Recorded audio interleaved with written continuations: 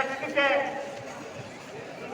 সরকারের পক্ষ থেকে লর্ড ওয়ারেন হেস্টিংস 1581 খ্রিস্টাব্দে কলকাতা আলিয়া মাদ্রাসা প্রতিষ্ঠা করে। পরবর্তীতে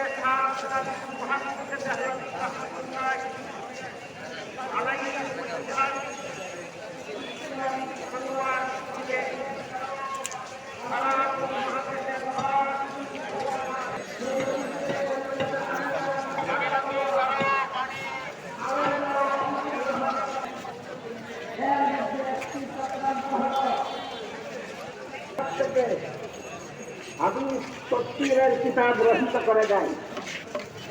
মসজিদে হযরত আবু বকর সিদ্দিক রাদিয়াল্লাহু আনহুর পুত্র আল্লামা কাসিম নানতুবি রাহমাতুল্লাহি আলাইহি উপমহাদেশে সর্বপ্রধান কওমি মাদ্রাসা,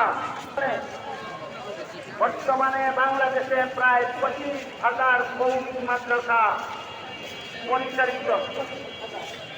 বর্তমান বাংলাদেশে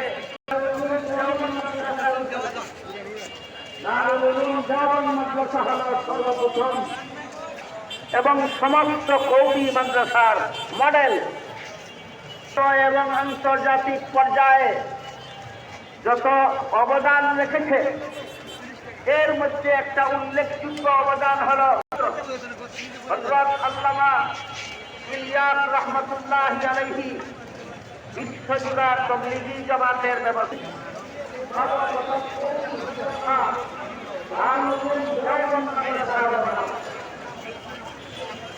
এই অবস্থায়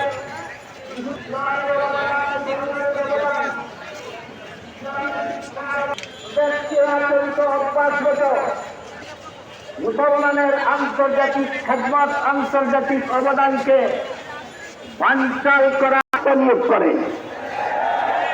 এই সাদ সঘোষণা দেয় আর ইসলাম হাদিসের বিরুদ্ধে, ওলিয়া উলিয়াগণের বিরুদ্ধে, নবী রাসূলগণের বিরুদ্ধে এবং কুফরি বক্তব্য সমূহ প্রদান করতে থাকে। এই তাদের অনুসারীদেরকে তার নামে সাহায্য দেওয়া হয়।